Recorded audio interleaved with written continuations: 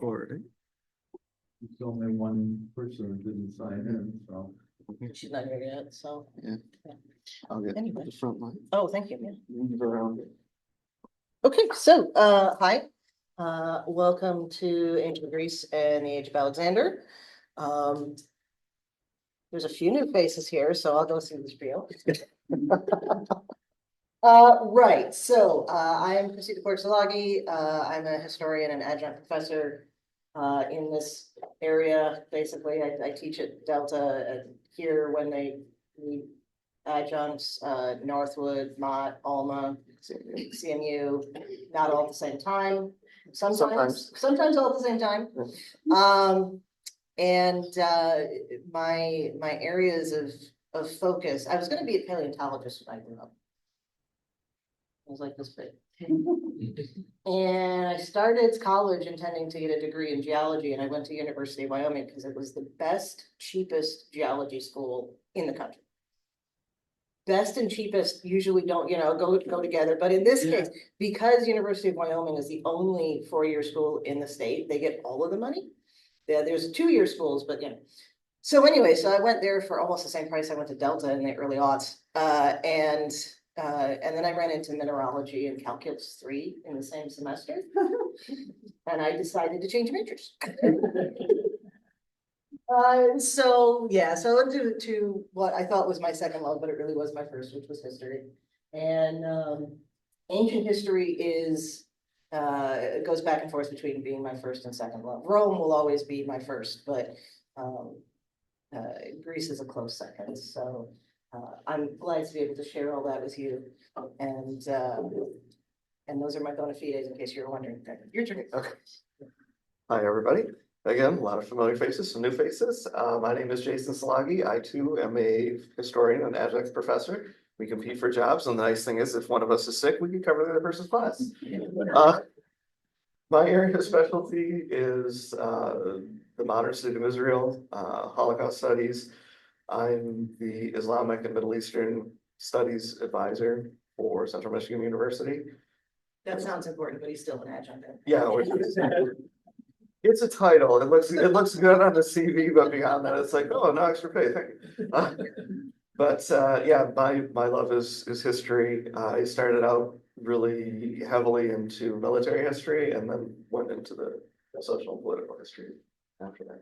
But I too teach at Delta, Northwood, and Mott and CMU, and so yes, well, yeah, that was good. But anyway, so if you wondered if we were qualified to teach this, that's how we're thinking we are. Yeah, well, you've done ancient Rome and ancient Greece. Oh, we have, classes yeah. I do all of the Middle Eastern history classes for CMU, so everything from ancient history to modern history. So this is kind of, to a degree, this is our bread and butter, so. So thanks for sharing. Yes. All right, so we'll get started with the earliest bit of Greek civilization.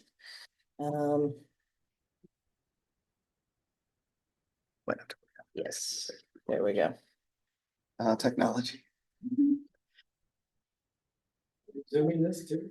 Yeah. Mhm. Yeah, we don't have anybody in it, but we're recording it. Yeah, via so Zoom just in for case later. Yeah, so anybody this one. misses a class, there'll be a recording of it, so you can, you'll just, Drop us an email. drop us an email, and we'll get to the link to it, so. Right, okay. So the first of the civilizations that we think of leading into Greece, as we think of it, is the Minoans, okay? And they are centered around the island of Crete, right? There we go. So they're known, it's named either for one of their kings who was named Minos, or Minos was the title of their kings, or Minos was the name of a king that then became a title.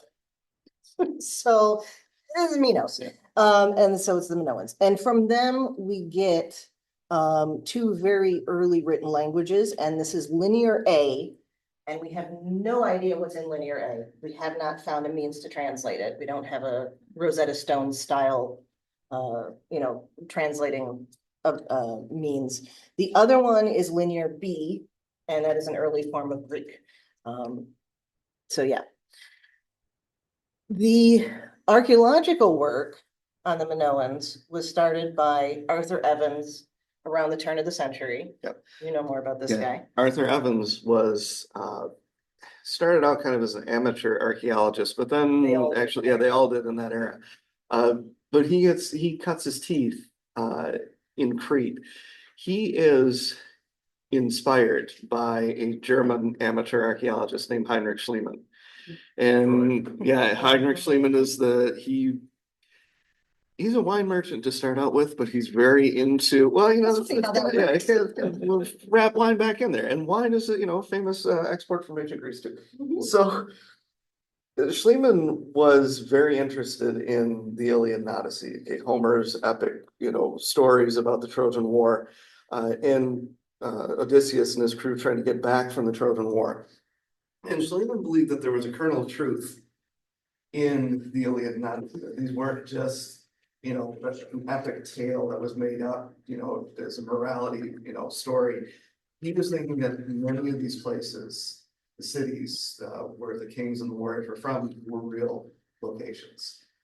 And so what he ends up doing is, over the course of his life, he's basically taking these books with him as he's visiting different areas. And he starts trying to identify where the ancient city of Troy should have been, which is kind of the northwestern coast of modern day Turkey. And he ends up getting a deal.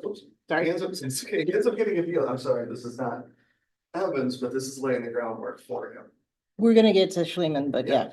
But what ends up happening is that, Europeans take a very particular interest in archaeology in the Middle East and in the Greek world. One of the things that really pushed early archaeology was trying to basically find cities from the Old Testament.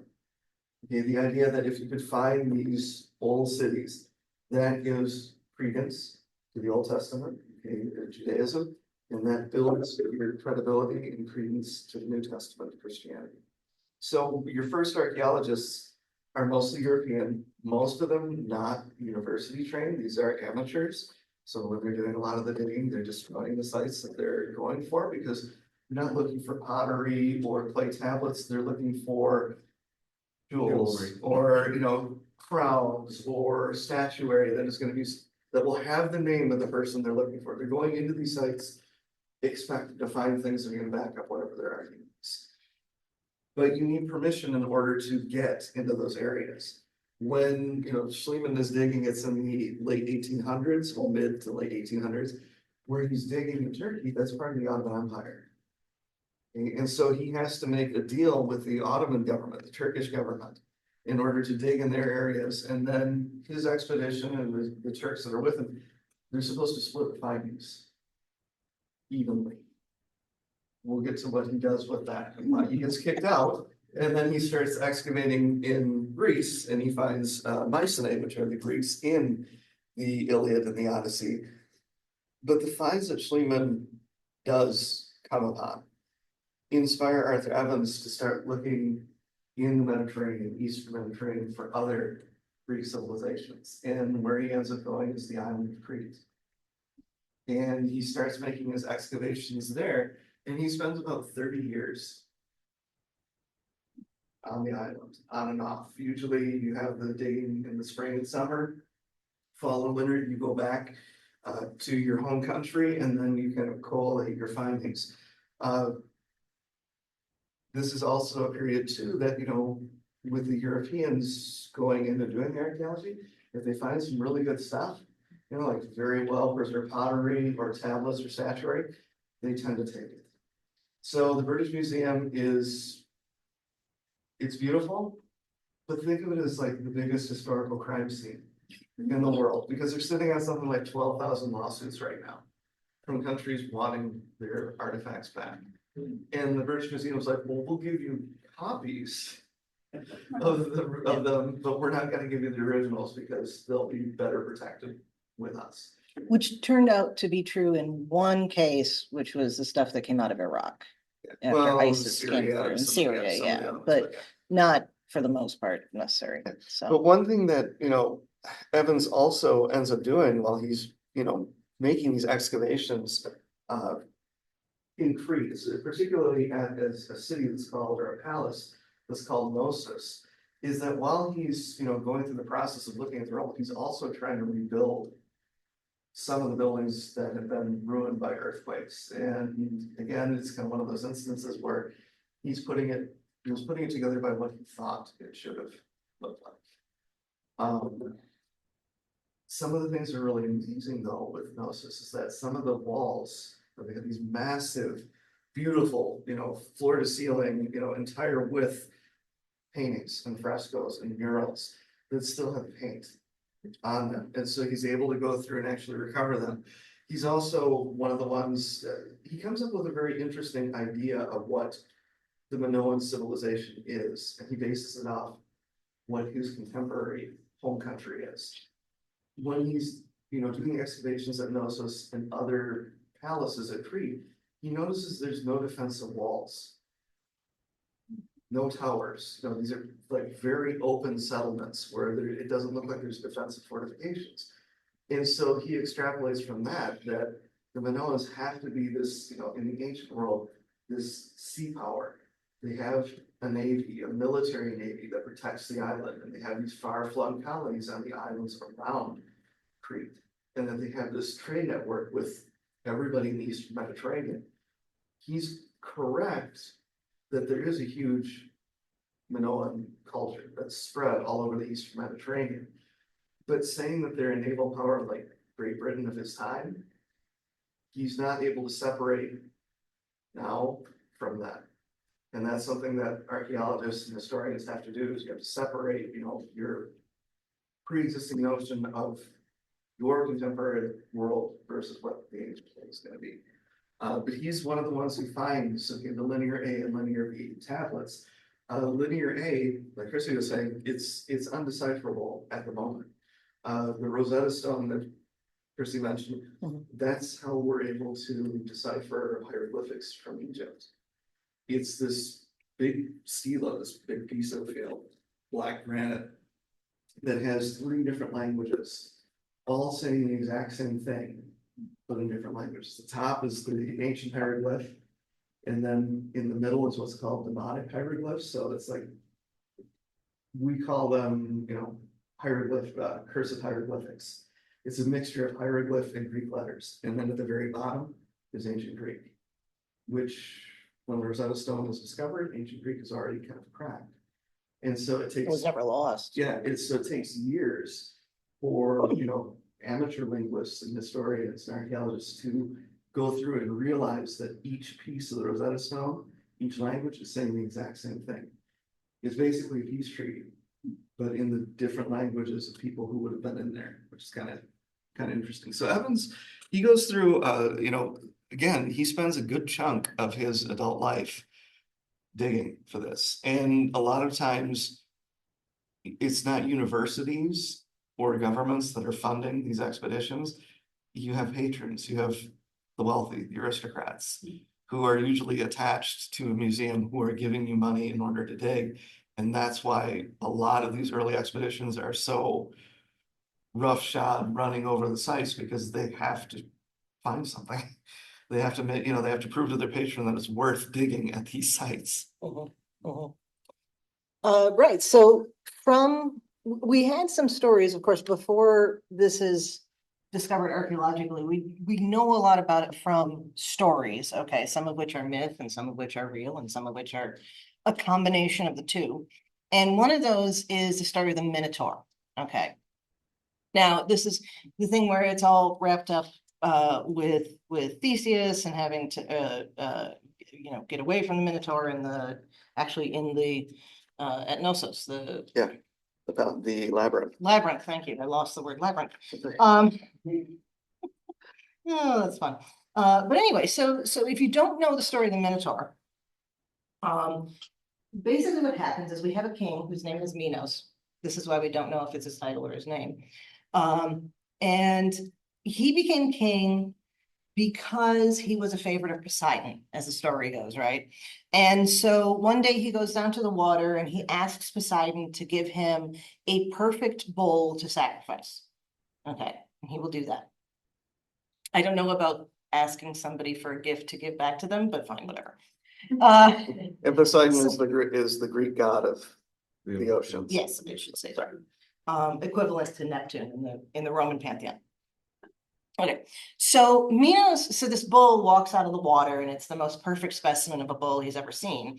So he looks at that and goes, I'm gonna go put that in my shed with the cows and I'm gonna bring out my best bull and I'm gonna sacrifice that to Poseidon. Okay, and Poseidon, of course, knows what's going on. He sees what happened. Poseidon is very offended.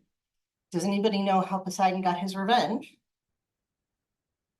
Poseidon got his revenge by, as it says, striking Minos' wife with a lust for the bull.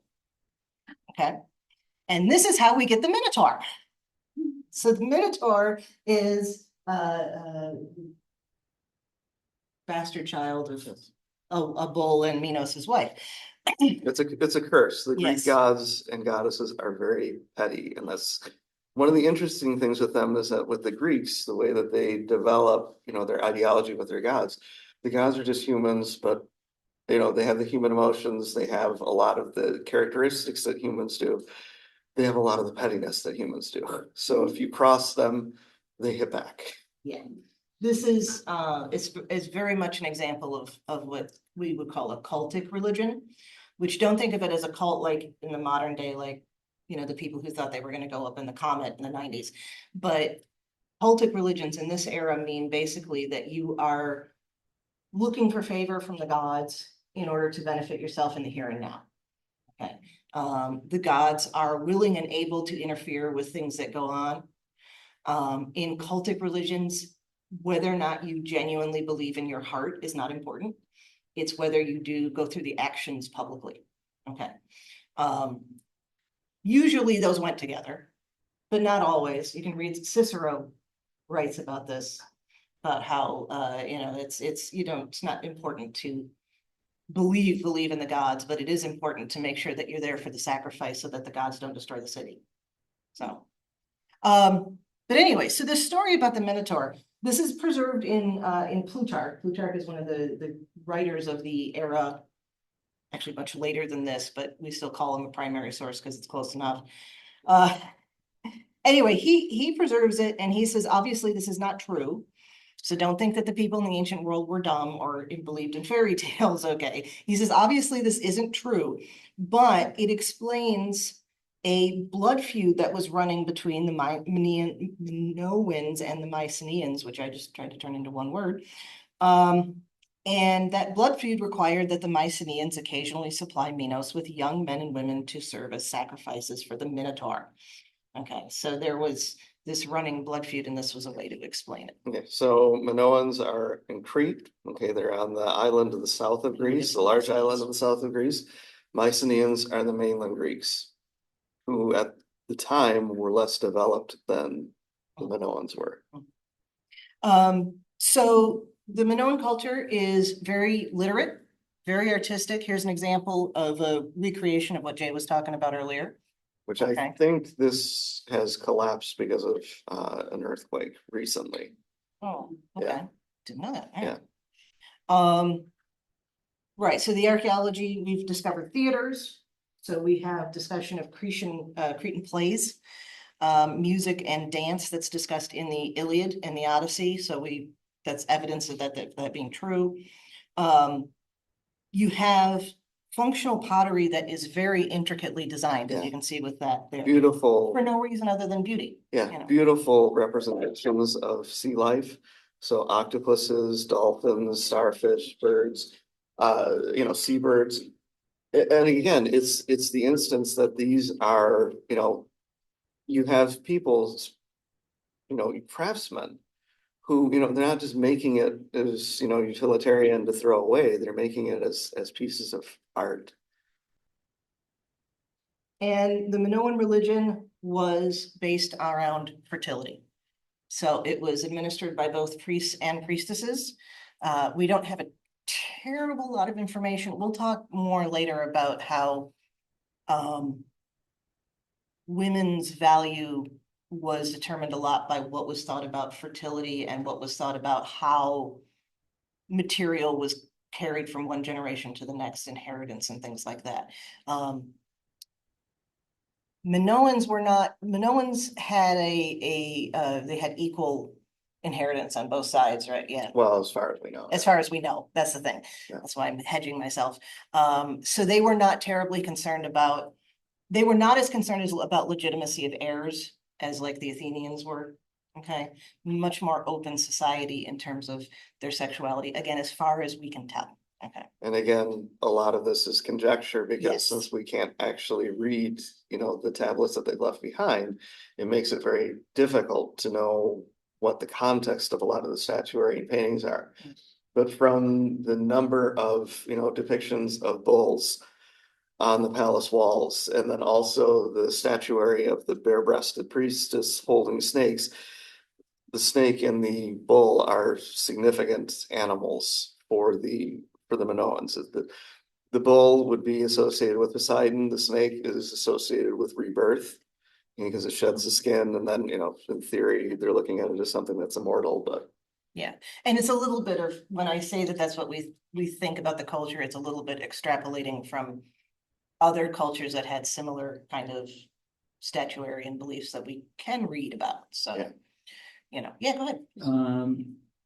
How did they fit into the, well, as you would have with the Egyptian history, the sea peoples? Were they Phoenician or were they Minoan? That's a great question. Yeah. The sea peoples, from what we have been able, to extrapolate, some of them are coming from mainland Greece. Because the Minoans do disappear before the sea people, before they show up, because the Mycenaeans overrun Minoa. We'll get And into there's an what, earthquake. yeah, well, there's a eruption. Yeah. We'll actually get into that with it, but we know that the Minoans were very integrated into the trade in the ancient world when it comes to all the different, cultures and civilizations that were along the Eastern Mediterranean. They traded with the Egyptians, they traded with the Hittites. You find that pottery all over the place. Yeah, you find the pottery all over the place, and you find Minoan and Mycenaean merchant ships sunk off the coasts of Turkey and Syria and Lebanon, where you have trade goods from all over the Eastern Mediterranean. We'll get into that because I do have some pictures to it. The Minoans, again, they are, again, it's the interconnection. In Egypt, in the Nile Delta, there are actually Greek colonies in Egypt, in ancient Egypt, set up along the branches of the Nile as it's starting to empty into the Mediterranean, because the Egyptians would use them to move trade goods. They had better ships. And so you see that, the gold or other goods that are coming from Egypt and from Africa are going up the Nile, going to these Greek colonies, and then going out into the wider Mediterranean. And they're also working with the Phoenicians too, because There we go. but to kind of give you an idea, okay, of how widespread they are. Or the sea peoples will come back to. Yeah. There's different interpretations of who the sea peoples might have been. Some people say it's just Minoans, some people say it's just Mycenaeans, some people say it's a combination, some people say it's Phoenicians. I think it's a collection of people who all had to, rely on each other and kind of just came together as an entity. But we'll come back to the sea peoples. I didn't want to ignore your question. Yeah, so what we found in a lot of the islands, okay, to the north of Crete, okay, mainland Greece is kind of to the upper left, okay, this map. What you're looking at on the upper right, that is the coastline of Western Turkey. Crete is to the south of both of them. And what we found at different islands spread throughout the Aegean is that there are colonies. There were basically, copies of the cities and the palaces that have been found on Crete on different islands over there. So we know that they had spread out and actually assimilated those islands and made them, trade posts or areas where they could repair the ships as they come through. One of the big areas that we've been able to identify, okay, Akrotiri, that is one of the best examples of a Minoan palace outside of Crete as they go through. But, when you're looking at, and this is where Evans and some of the other, archaeologists, when they're doing these early excavations, they're finding these palaces, and for the most part, they're along the coastline. And again, they don't have defensive structures around them, and so that's where he starts coming up with this theory that, they must have controlled the Eastern Mediterranean, because if these are the palaces for petty kings, or the king of the entire civilization, why would they not have defenses? Because we know that there are other civilizations that are around them that are as powerful, if not more numerous in terms of people than they are. So if you want to, So the Minoans decline around 1450 BCE. so Okay, you're looking at about 200 years before the sea people show up. yeah, and about 200 years roughly before we think the siege of Troy happened, 200 to 300. So what ends up happening is that, again, through, different sciences, different things going through, there's an island, okay, north of Crete, it's called Santorini or Thera. Santorini. When you're looking at, okay, the location to it, this is one of the ruins, okay, the city that's there. Santorini is a volcano that has risen out of the Mediterranean. It ends up erupting and it blows most of the island apart. Okay. Yeah. When you're looking at this picture right here, this is a satellite photo of modern day Santorini. Okay, this, okay, is the cone of what's left of the volcano. Which This, is still active. yeah, Mhm. this is the caldera. This is where it exploded in the ancient past. This was all one piece of this An mountain, island, yeah. this island. And when this erupts, it ends up blowing most, of the eastern and southeastern part of the island out. Not only do you have the catastrophic hit from the volcanic eruption, the ash that's going to be coming through, the collapse of the mountain into the Mediterranean causes tsunamis that hit northern Crete, that hit Syria and Lebanon and Palestine and Egypt. And we actually can, corroborate that this happened because the Egyptians have left records of these waves hitting the Nile Delta. And this would be one of the things that ended up basically wiping the civilization out, because for the most part, since most of your large population centers are along the coastlines, when that tsunami comes in, it just destroys everything. And And we then have geological evidence all over the place. There is a layer of ash over a huge swath of that part of the world from this. Buried the city Yeah, there on Thera. and But, so there, didn't they, in Crete, they rebuilt somewhat up in the mountains, right? and we think that Come to was, we think that's more of the Mycenaeans coming in afterwards. So the Minoans were knocked out. The Mycenaeans come in to fill the place to it. But the previous slide, okay, that's one of the ruins of the cities that have been buried. And there's still a lot of areas that are, archaeological sites that have not been identified or, have not been dug at yet. And there's kind of the argument of, do we go in and do that?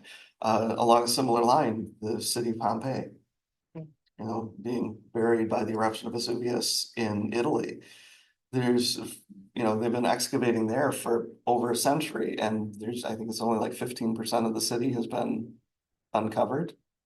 And, the Italian government and Italian archaeologists are in the process of debating whether they excavate the whole site or leave what's buried as is.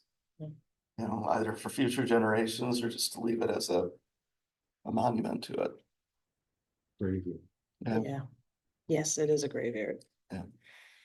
But you can today, Santorini is one of the most popular of the Greek islands in the Aegean to go on vacation. So if you ever see there's a lot of the calendars or the travel posters where they have, you're looking down into this kind of like lagoon, and there's the white washed buildings that are built right on the side of the cliff. That's Santorini. And again, it's an active volcano still, so, you know, not saying it's gonna erupt anytime soon, but take it, you know, take your own risk as you go through. And just as a point of note for life, if you're ever in a place on the coastline and the water pulls back very, very far, more than normal, do not take that as an opportunity to go collect seashells. Go in the opposite direction. Yeah, yeah. Because that means a tsunami is coming. Yeah. And, you know, people, We didn't know that. yeah, and, you know, people, even today, volcanoes, even though we know that they're dangerous, you know, whether, you know, active erupting all the time or, you know, dormant, because of the ash that they throw out, the land around them is incredibly fertile. So people take their chances with it. Like if you look at, you know, modern day Italy, Yeah, Naples, you're looking at like 2 million people living around Vesuvius, which wiped out, you know, Pompeii and Herculaneum in the ancient world. So it's kind of scary as we go through. As the Minoan civilization declines because of the eruption of Santorini, of Thera, that's pretty much, you know, the Minoans slowly start to fade out. And that's not saying that they're totally extinct. But what ends up happening is you have the Mycenaeans, the mainland Greeks, basically stepping into the void and, you know, colonizing Crete and colonizing the islands that the Cretians had, the Minoans had taken. And then they become the next group that are going to be part of this Eastern Mediterranean trade system. there's a great book by Fernand Braudel called Memory in the Mediterranean. He says this about the Mycenaeans on Crete. Quote, the newcomers may have retained their own language, but they also borrowed a great deal from the conquered. The Greek language thus inherited a considerable number of local borrowings. Place names and personal names tell us this quite forcefully. Even more significant is the non-Greek origin of many words connected with agriculture. Lastly, terms to do with the sea are borrowed too.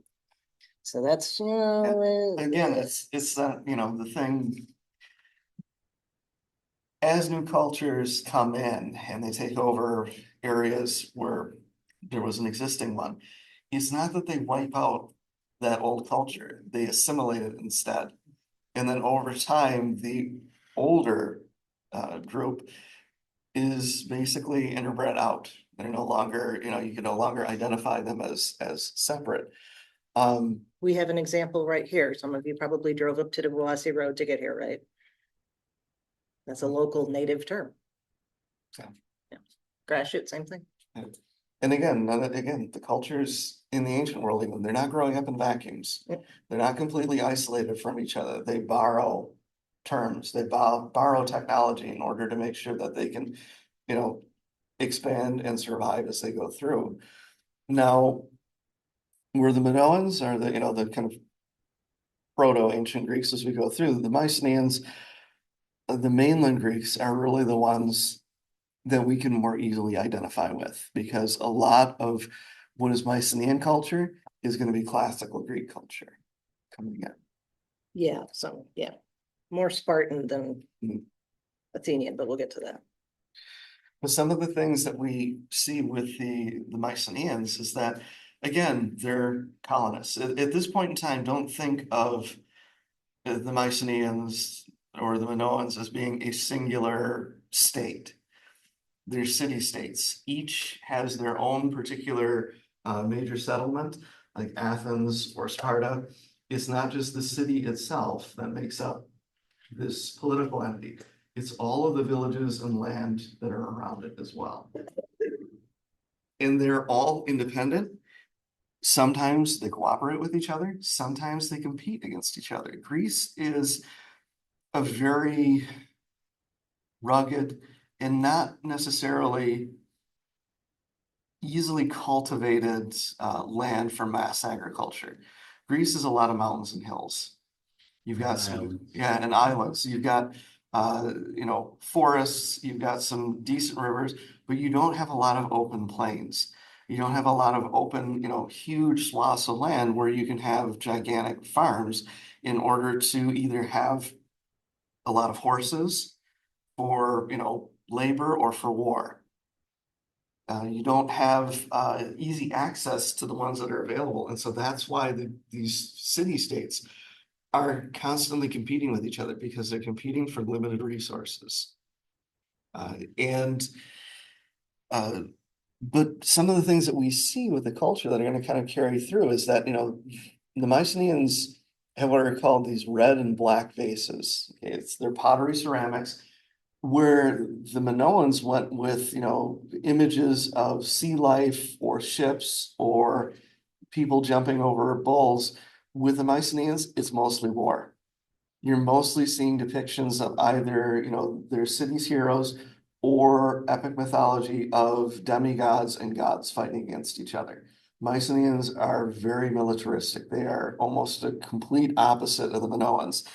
With the Mycenaeans, when you're looking at their cities, they are heavily fortified. They have massive walls that are 30 or 40 feet high and 10 to 15 feet wide, made out of stone. So they're more vulnerable to, their neighbors and to wandering, say barbarian tribes as they come through. Well, if you're gonna use the term barbarian anywhere, this is the right place because they're the ones that invented it, and we'll come back to that Yeah. too. There's also a lot of martial poetry that we have left over from Mycenaeans, so that reinforces what we see in the archaeology and vice versa. And, this is where, at least in the Greek world, this is how warfare develops for them. Okay, for the ancient Greeks, most of your fighting soldiers are going to be foot soldiers. Okay, they're going to be they haven't quite adapted this yet, but you can see, okay, on the pottery, you generally have a bronze helmet, okay, in order to protect the top of your head, the sides of your face.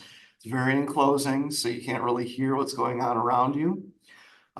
You will usually have, in this period, not quite so much, but metal armor. You'll have some, but a lot of it is linen that has been laminated. Basically, it's glued one layer on top of the other in order to form kind of a really hard cloth in order to help kind of deflect some of the spear or sword cuts that would be coming at you. You have a weird kind of almost figure eight shield that the Mycenaeans use, because again, they're fighting face to face. The primary weapon that you're going to have is a spear, and then you might have a sword. Again, the way that the martial tradition of the Mycenaeans and later classical Greeks are, it's face to face warfare. You're fighting and you don't retreat. And in the Mycenaean culture, it comes through with the Iliad and Odyssey. Single combat among heroes is something that is highly respected. Okay, a lot of times, according to the mythology, you'd have the city champions fight against each other and the rest of the armies wouldn't have to. Okay, and then the way that you get to, the front line to fight, if you're the king or you're, the crown prince of the city state, or you're one of the heroes, you're not walking up there, you have a chariot that brings you up. And usually it's not horses that are bringing you, it's donkeys. And you know how stubborn donkeys can be if you've ever been on a farm. But with it, because Greece does not have those big open landscapes, the grasslands and plains, that's why cavalry is not that important to them. Again, the warriors have to provide their own weapons, their own equipment. So you have to have wealth in order to be, in these, basically, lines of spearmen fighting each other. That doesn't mean that there's not other types of weapons and other types of war, but those are looked at as not being necessarily heroic. Okay, you have people who are going to be archers. You're going to have people who are javelin throwers, so they're throwing spears from a distance.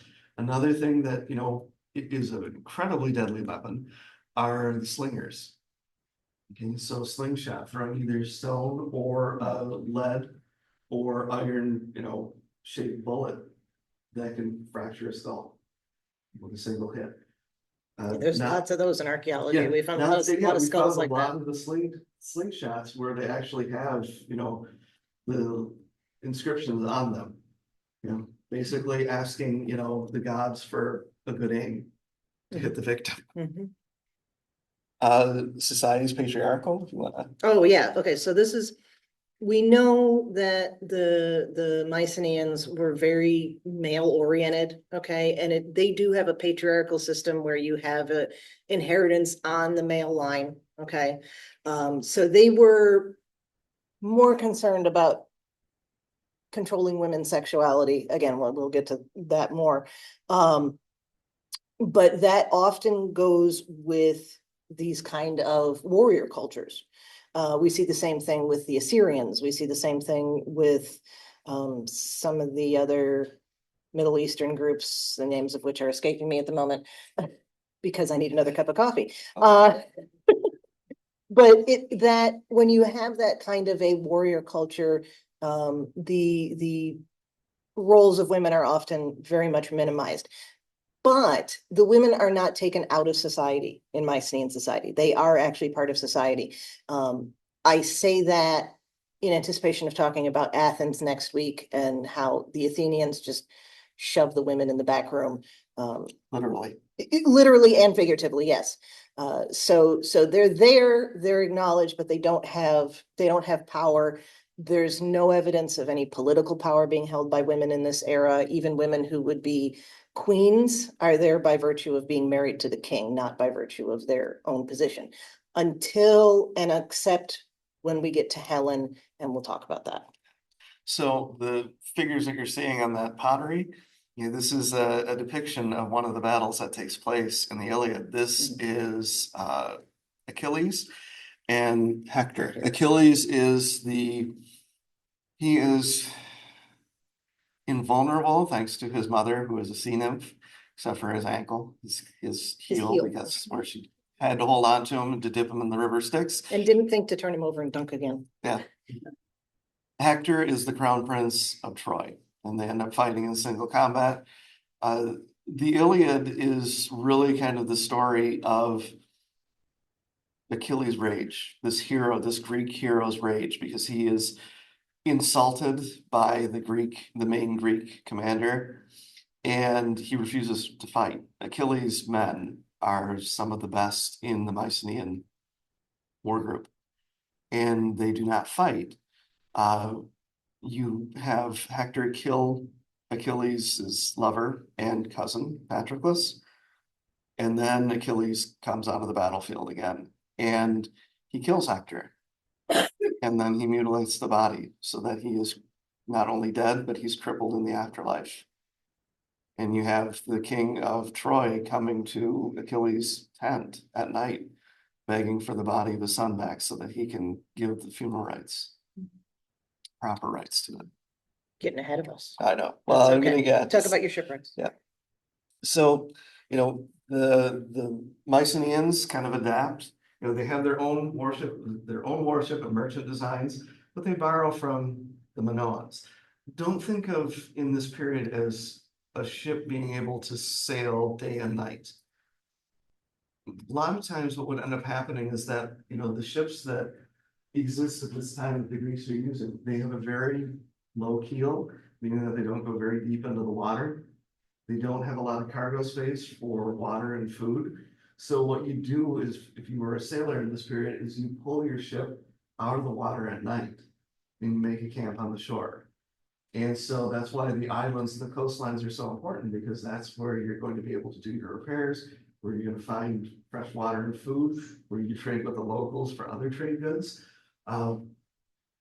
So it's, we don't really have what would be considered ocean going ships in this period. That doesn't mean that there aren't ships that can actually do that. They're just not very prevalent. Now, the reason why, this, again, it's an instance of, why is this particular group of Greeks named Mycenaean?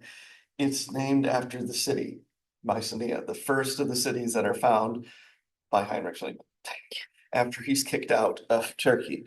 Again, he goes through this process of, doing the excavations, finding where the old abandoned city is at. Not all of the cities that the Mycenaeans found are actually going to be, basically inhabited again after the Mycenaeans collapsed.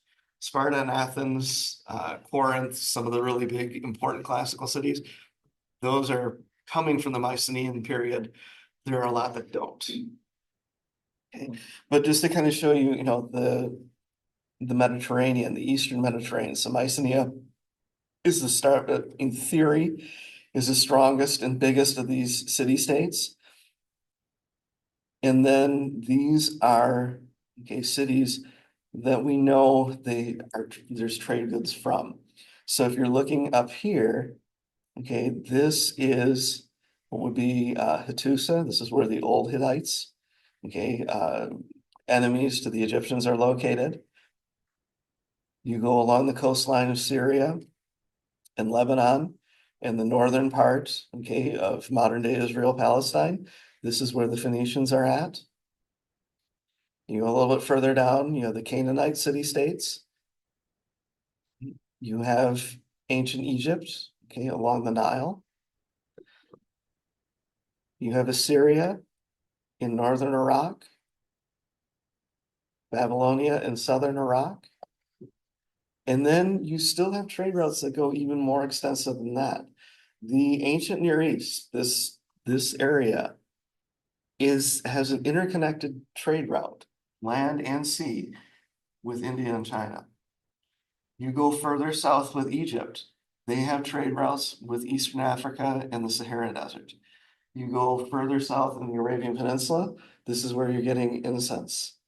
Okay, so frankincense, myrrh, the incenses that come up that you're going to burn in temples, that's where a lot of that is coming from. So you have these huge long distance trade networks that are coming from Asia, that are coming out of Africa, and it's either going to be the Phoenicians or the Mycenaeans who move those goods into the rest of the Mediterranean and Southern Europe. So there's, these massive connected trade routes. And one of the really cool things that was found in the 1970s is that at this spot, and I'm going to slaughter the name, Uluburun, it's on the southern coast of modern day Turkey. Underwater archaeologists found a trade ship that had sunk in somewhere around the 1300s BCE. That is Greek, so it's Mycenaean. It has trade goods from all over the Near East, all over the Far East, and all over Africa in it. And this was kind of one of those things where underwater archaeology is invented in order to do the excavation for this. But this map gives a really good reconstruction of where all those trade goods came from that are found in the cargo hold of this ship as we go through. So some of the things that they had are coming from Afghanistan. Lapis lazuli and carnelian. So lapis lazuli, that when you're looking at Egyptian glass or Egyptian painting, that really beautiful blue, dark blue, that comes from Central Asia. That comes from mines in Afghanistan, where it's being brought over either by donkey caravan or brought over by ship via the Indian Ocean. And then going into Mesopotamia and then overland to the rest of the Mediterranean. Carnelian is a semi-precious stone that's red. So if you've ever gone to the Detroit Institute of Art, or if you're lucky enough to see the moving King Tut exhibit, where they have the jewelry, okay, the necklaces, where they have the lapis lazuli beads, the carnelian is the red one. Mother of pearl and pearls are being pulled from the Persian Gulf around the area that's modern day Qatar. Copper being pulled from the Sinai Peninsula here, okay, and some in Canaan. Iron, glass, incense, wine, olive oil, hippopotamus tusk. Okay, all sorts of stuff is found in this, and it's basically, the ship leaves mainland Greece and goes to Crete with the trade goods that they have, which mostly for the Greeks it's going to be gold and silver. Leaving Crete and then making this circular route along the Eastern Mediterranean coastline to pick up more stuff in trade as they go through. Now, the person who ends up finding this is a Turkish archaeologist, okay, who's also a professional diver, which helps, Kemal Paluk, along with George Bass, who's the white guy with the glasses there. Couldn't tell. They are the ones who are able to discover this. And a lot of the ways that they do that is because of technological advances. Sonar. okay, being able to scan the seafloor. And then when the sound waves hit the floor, they bounce back up. And then you're able to interpret if you're seeing rocks or you're seeing some sort of obstruction there, and then you can do a little bit more investigating. Well, they end up doing the dives with it, and they lay out a literal grid on the bottom of the ocean over where this ship is at. And then they correlate that with maps that they have on the ship, and they're going grid, part of the grid by grid, as they're going through there in order to catalog everything they find as they go through. And, what they generally do is they're down on the bottom. Okay, and you're it's kind of just like regular archaeology, you're using tools that are gonna be kind of less intrusive so that they don't damage whatever you're gonna find. And then after you record where the stuff is at, you use these basically giant balloons that you inflate with air, and then they pull the artifacts up to the surface, and then the people who are on the boat pull it up, and then they do the recording of what grid it was at and where it's found. And there's some amazing stuff that they end up going through with this. But again, kind of that idea of, a lot of this stuff is luxury goods too. It's not, things that you're gonna use to make, a hoe or an axe. These are things that you're gonna use to make mirrors or jewelry, or make weapons, as you go through there. On the left-hand side, this is hippo tusks. Here's some giant teeth that are in the bottom of the hippo. These are harvested in Egypt. And you could use that in order to make, handles for mirrors. You could use them to make, statuary, whatever it is that, you're gonna need as you go through. So they kill the animal, butcher it, and then that becomes part of the trade goods. The thing that you're seeing on the upper right, what do you think that is?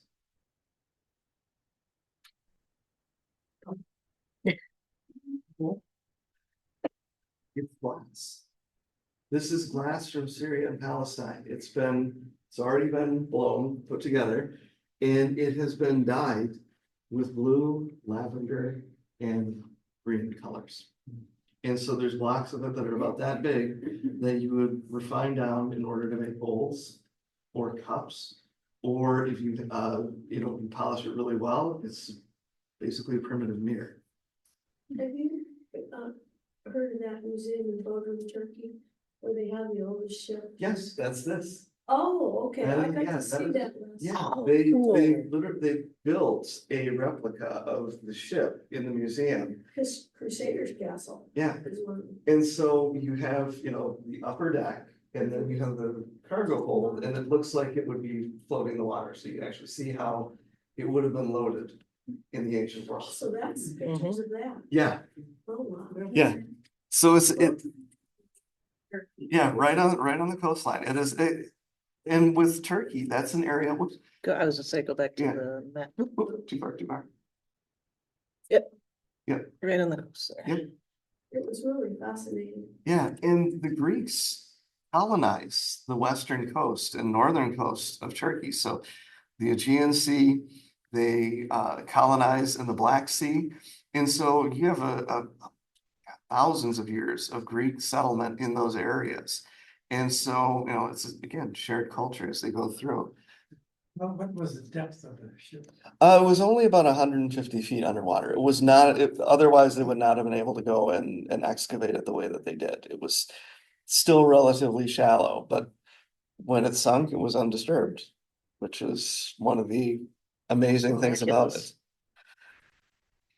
And then, okay, on the left, you have different types of amphora, which is basically vases that you would hold olive oil or wine or even seeds in. Different types of, bowl pottery to go through. And then when you come through here, the other thing is different types of metal that would have been used. Okay, that kind of weird thing that looks like, this is basically what's called pig hide iron. It's iron that has been excavated and kind of smelted and then hammered into this really kind of flat shape so that it's easier to move and store on a ship as you go through. Most of the weapons would still been bronze at that Yep. period. A lot of tin. Okay, bronze is an alloy. It's a combination of different metals. It's a combination of copper and tin. So you have to have both those metals together, you melt them down and they mix. And bronze is a lot more stable in terms of holding its edge than copper is. Copper is pretty soft. If you're, using it to, chisel away at stone, it wears away really quickly. Bronze does not do that so much. Same thing with tools. So you have ingots of tin, ingots of copper. Copper is kind of easy to find in the Mediterranean. You can find it pretty much everywhere. Iron, same thing, but you have to have a lot hotter fire in order to smelt it. With tin, that's more difficult to find. If you're in an area that has tin deposits, you are going to be very well off in the ancient world. Most tin is found in Turkey in this period. And so you have ships, you have, donkey caravans moving that metal to different areas of the Mediterranean in order to basically, that's why it's called the Bronze Age. It's this huge interconnected world where everyone is basically relying on each other's resources. You think of, the term globalization. We started to hear it in the news in the 80s and 90s. Globalization has been a thing for thousands of years. The idea that you have these interconnected societies and economies that function with each other. The best example of this in terms of if you want to pick up a book to read is a book called The Brotherhood of Kings by Amanda Podany. Yeah. It is a discussion of letters that go back and forth between Egypt and Mesopotamia and Turkey and yeah. yeah. And it's one that I make my undergraduate students Yes. on. But it actually it's put together very well. It's got a nice narrative flow as they go through there. She knows how to write, so that helps. That helps. Yeah. Do you want to take a quick break? There's one slide here One until the second. All next bit, and then We'll do that. yeah, okay, so as we talked about already, these are, the Mycenaeans are the Homeric Greeks, okay? Homer calls them the Achaeans. It's the same group. If you're familiar with the Iliad and the Odyssey, the Achaeans and the Mycenaeans are the same group. Their civilization had either collapsed or been overrun, or a little bit of both, probably a little bit of both, by 1100. Okay, we see Yeah, BC, yeah. We're in BCE here for the entire class, so that just except when we talk about archaeologists. So that is there's internal issues. There's always internal issues. Societies do not collapse solely from external invasion. But there's also these invasions that cause this change in culture, okay? We think this may have been in part, the Sea Peoples. A lot of it is a group called the Dorians that are coming in from the northern part of Greece, okay? The Dorian culture is going to come out in Athens. The Mycenaeans, what's left of it, gets pushed down into the Peloponnesus, that very bottom peninsula, okay? And Sparta is going to be the flowering of what's left of Mycenaean culture. So you have the Dorians coming in, they're pushing out. You may have Sea Peoples coming in. You may have the Mycenaeans going out as leaders of the Sea Peoples. Those are not mutually exclusive either, okay? We don't know enough about the Sea Peoples to really pin them down. The Sea Peoples we know about them because of the Egyptians. Sea Yeah. Peoples were a group or groups of Raiders. raiders that basically went across the entire Eastern Mediterranean and kind of wiped out the old Bronze Age empires. But the Sea Peoples themselves do not leave records. The Egyptians are the only ones that survive the invasion of the Sea Peoples, and they're changed after that. They don't have an empire as extensive as it had been. And there's a period of about 150 years where there is really no writings. There's nothing coming out of the ancient Near East. So we don't know exactly what ends up happening when you have, these written histories coming back in. You have these new kingdoms, these new peoples set up where the old ones had been destroyed. And it's the same with the Greeks even. There's a period that's called the Dark Ages for them that takes place with after the collapse of the Mycenaeans until we kind of start to see the classical Greeks go through. Homer, these epics of Homer become, the cultural memory of what the Mycenaeans were becomes very important to keeping the classical Greeks viewing themselves as Greek. You know, they're looking at it as, okay, these were the people that came before us and we are descendants of them somehow.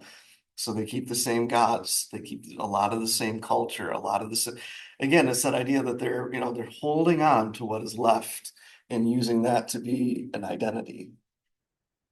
Yeah, So let's take a break. It's 11 o'clock right now. Back at 5 after. 5, yeah. Is anybody running for coffee? We can wait a little longer if need be. We'll say if you want to, yeah, because the coffee is on the other side. Yeah. But- Yeah.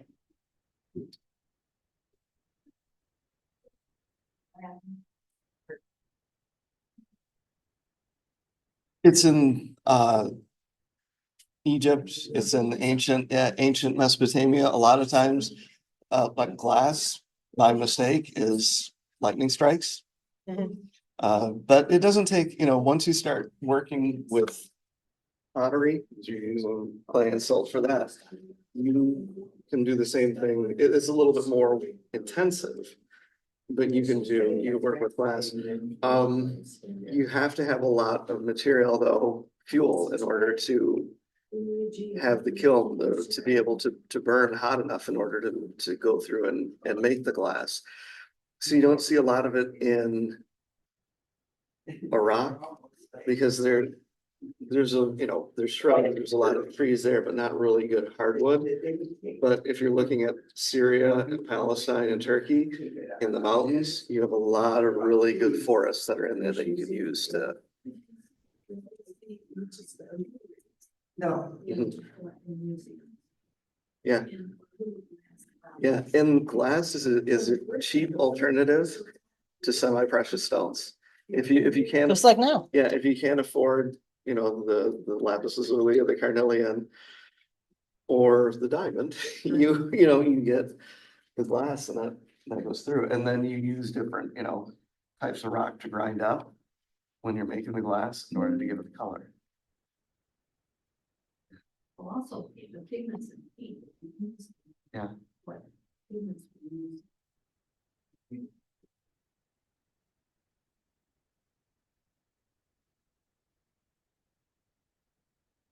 Yeah, a lot of it, yeah.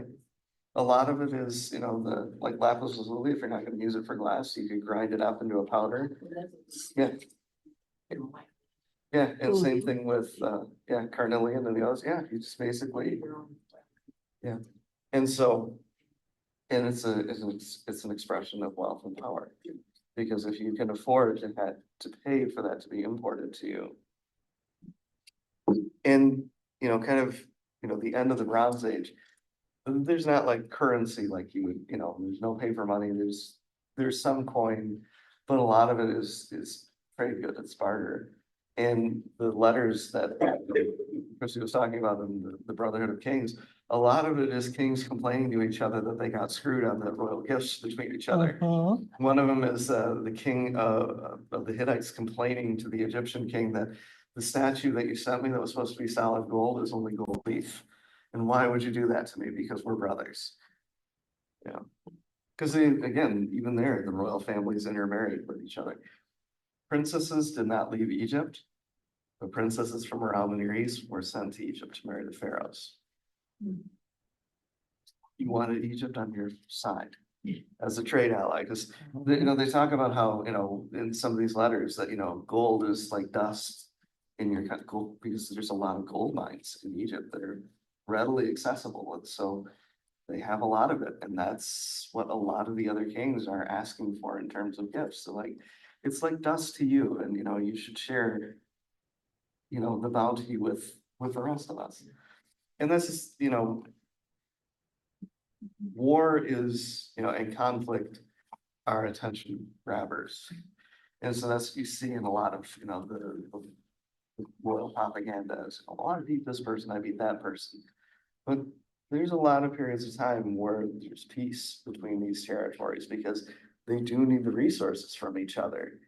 And even if you don't necessarily think the neighbor next door is your best friend, it's better to have good terms with them and have stability than to go to war with an equal and damage yourself so that some outside group or another one can take advantage. So they really were, dependent on them.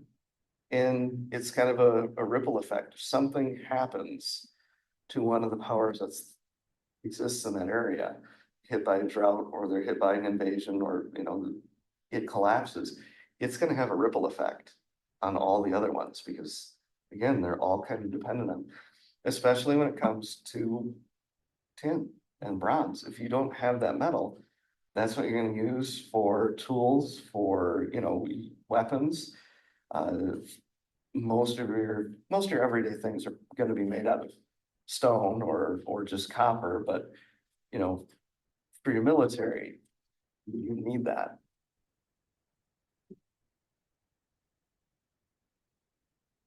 And there's another really good book that Amanda Padani put out 2 years ago.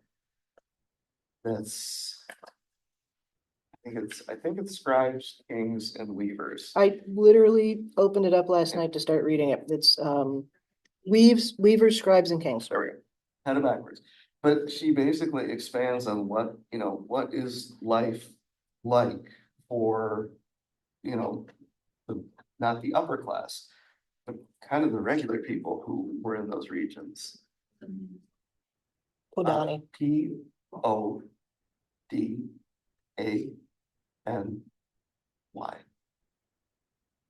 There's, Yeah, she's very good. there's the cover, but it's in black and white. Yeah. Oh, I can't Yeah. remember if Electronic she's a, copies. Yeah, there we go. she's There a you can see Princeton, better. she's There a you go. professor of ancient history, I think at Princeton. That sounds I can't right. remember, yeah, I can't remember off the top of my head which university she's at, but she's one of the top ones. And the sad part is, she was writing Brotherhood of Kings when she was married, and then she was writing the second book when she was getting a divorce. I didn't know that. Yeah, Hmm. so, That probably influences what she has to say. That'd be interesting. yes, I'm glad I know that before I start reading it. she was reading the foreword. Yeah. So yes, this is a period we've done a lot with. I'll have to do a class on the ancient Near East. Mm-hmm. Actually, probably a series of classes on the ancient Near Probably, East to yeah. give each Do that in the fall. area its own. Can't do justice in a 4-week class for most of it. What then? Yeah. Mhm. It's like, that's why we're gonna have a part 2. Mm-hmm. When I was an undergrad, I did a semester just on Alexander the Great, and there was a group of us that did reading classes. There were like no more than 10 of us at any given time, and we had this one teacher who was basically willing to facilitate whatever we wanted to read. So we did an Alexander the Great class, and after I was done with that, over the course of that semester, I read 15 books on Alexander the Great, going from like primary source material all the way through to the, I won't say terrible, but interesting book that Alexander the Great movie from like 20 years ago is based on. And after that, I said, I'm never going to do any more. I'm never going to read anything more about Alexander the Great. And he can attest to this. It was like 3 years ago, the next time I was able to pick up a book on Alexander the Great. And it was actually the one about the Dodoc Eye. It wasn't even on him. It was Ghost on the Throne, Yeah, which is on the it's- list. So, Successors. yeah. So anyway, but so that's just funny. All right, I think that's everybody. So, Okay, well, welcome back. Let's talk about Homer. and not Simpson. No. Yeah, look at, it's gonna be that way. All right, there we go. Okay, so some real basics on the Iliad and the Odyssey. These were believed for a very, very long time to have just been epic mythology, epic fiction that was created by Homer. It is in part, okay. The Iliad and the Odyssey are wonderful examples of what we would call in the modern era based on a true story. Okay, but there is some grain of truth in them. Homer writes about 400 years after the fall of Troy, okay? He is integrating ideas from his own culture and his own time into that society. We see discussions of how how the people of his time had some of their warfare, how they, cultural expectations, things like that. I'm getting ahead of myself. And the thing is too, is that these are not. Iliad and Odyssey would have been oral Yes, stories. You would have had poets who would have, Some. yeah, so you would have had them visit. You know, basically people going to different cities, different city states and reciting these stories. So that's like if you read the Iliad and Odyssey, it's really hard to get the rhythm to it because it's supposed to be basically sung. You know, it's not, it wasn't written, you know, transmission initially. It was these scribes having to memorize this. Yeah. And a lot of that does not come through in translation. Yeah. The most recent really good translation of these is by Robert Fagles, which is, that's probably 15 years old now. Yes. But there's, he made a point of trying to, I don't want to say like maintain the rhyme scheme, because that's not something you're going to be able to do. But in his translation, he tried to maintain as much of that as possible so that it could be read as a poem or a song, you know. So the Iliad, as Jay was talking about earlier, tells the story of the war itself. It's actually the tail end of it. Okay, and it focuses on the character of Achilles. Now, the war begins because this king of Sparta, King Menelaus, wants his wife back from the Trojans. His wife is Helen. Okay, now, one of the Trojan princes, Paris, okay, was said to have kidnapped Helen. There's possibility here, okay, that she just left of her own accord. Okay, we don't have clarity on that. And the reason for that is because there is some evidence that at this time in Spartan society, the kingship traveled on the matrilineal line. Okay. The mother side. The mother side. So if the guy who was the king was the one who married the daughter of the king. Okay. So, because if Menelaus was king of Sparta in his own right, and his wife left, to hell with her, right? You know, what does he care? But he puts so much effort and he brings the entirety of Greece in with this, and it is possibly to protect his own position. Now, this is something that is debated, maybe hotly debated, depending on which conference you're at. The best explanation of it that I have read is in another of the books that's on that list, and that is Sarah Pomeroy's Goddesses, Whores, Wives, and Slaves. Okay. Good title. I love, she hated that title. The subtitle of it is Women in Classical Antiquity. Her publisher said that no, that was supposed to be her title. Publisher said nobody's going to buy it. And they wanted to kind of present it in a pop culture thing. This was published in the mid-70s. It is the first work in English that actually deals with women in the ancient world. Okay. And so the publisher came up with the title, and it's a good seller. When I worked at Barnes and Noble, I made sure we always had copies of that on the shelf, and I did occasionally see people pick it up who I didn't tell about. You know, so it sells itself. So, and she knows how to write too. She writes wonderfully. Anyway, so she explains this. If that's the case, then there's a reason for Menelaus to go after her. Okay. If it's not the case, there is still a reason for Menelaus to go after her, of course, because the stealing of his wife is a raid on his city. Okay. It is an affront to him personally, again, even if he has that. Keep in mind here, of course, this is not a monogamous culture. Okay, so it's not like he doesn't have other women around.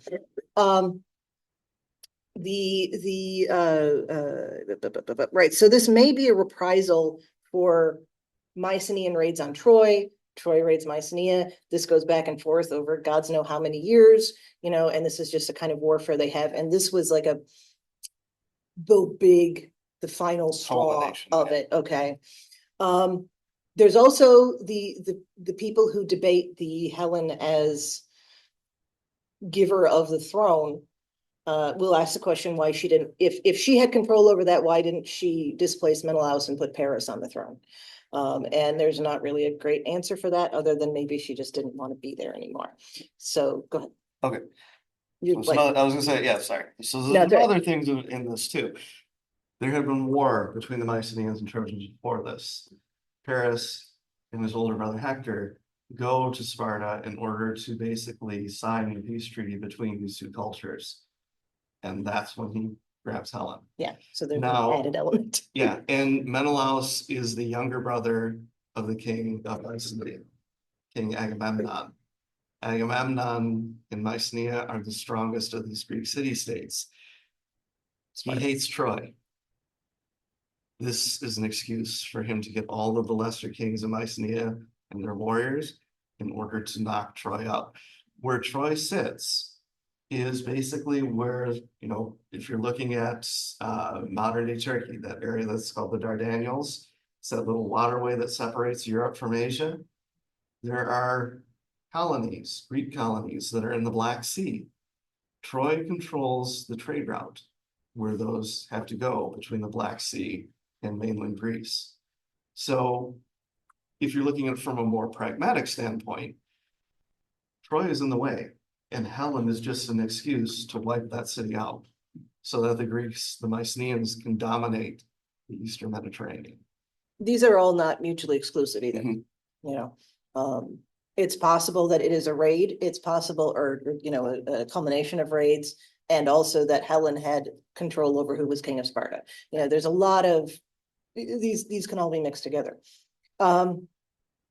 There's a series on it's supposed to be the history of the world, it's history of civilization, by Will and Ariel Durant. Okay, the first of these was published in the 30s, and it went all the way into the 50s. They are wonderful to read, but you have to remember that they're being written by a white man in the 30s. Okay. The first book in the whole series is called Our Oriental Heritage. So that tells you right there, right? But there are some things that he talks about, of course, that are universal, that are timeless. Okay. And he says this about the war. Whatever may have been the face and shibboleth of the war, the cause and essence lay almost beyond doubt in the struggle of the two groups of powers for possession of the Hellespont and the rich lands lying about the Black Sea. All Greece and all Western Asia saw it as a decisive conflict. The little nations of Greece came to the aid of Agamemnon, and the peoples of Asia Minor sent repeated reinforcements to Troy. Because the war, according to the Iliad, lasts 10 years. And the Mycenaeans have camped and besieged Troy for most of that time, but they're also raiding the city-states that are allied to Troy in Turkey. So this is a you know, a very widespread war, at least in this region. All right, so Achilles, we already talked about a little bit. He is the Greek soldier, okay? He is known for his impulsive anger. That's one of the repeated phrases in the Iliad, angry Achilles. Rage. Rageful Actually, Achilles. rage is the Rageful first Achilles, word yeah. of the poem. Gray-eyed Athena is another one that's repeated repeatedly. I don't remember the rest. It's been a while. So we talked about, you know, he was made immortal by his mother, who dipped him in the river Styx and didn't flip him over to dip his heel too. So you had talked about earlier during the siege, Paris, his brother Hector kills Achilles' best friend / lover, Patroclus. Achilles responded by killing Hector, dragging him behind and defacing the body and all of that. Of course, Achilles ends up being the one who, Paris ends up being the one who kills Achilles because he figures out to shoot him in the heel. A little note about Achilles and Patroclus, okay? When we are looking at sexuality in the ancient world, do not put modern terminology on it. Okay, there is not a concept of gay and straight. Okay, there is, to be blunt, the penetrator and the penetrated. Okay, the more masculine, more powerful person is the person who is doing the penetrating, and the more feminine or powerless person is the one who's receiving, okay? The gender, the physical sex or gender identity of those people doesn't matter. Okay, keeping in mind, of course, you don't see a lot of women in the powerful position. We can talk about the Lysistrata at a later date. I will when we talk about the Peloponnesian War. There's a whole other thing there. If you've never heard of the Lysistrata, it's this wonderful, wonderful play about how the women of Athens and Sparta put on a sex strike in order to end the Peloponnesian War. And there's, I don't know, some of the earliest softcore lesbian porn in it. So, you know, I'm exaggerating a bit, but it's definitely addressed there. So the thing to remember about this, okay, Achilles is the one who has power. That's all that matters, okay? Patroclus is I think well, they were cousins too, right? Or am I confusing it? Yeah, he's younger.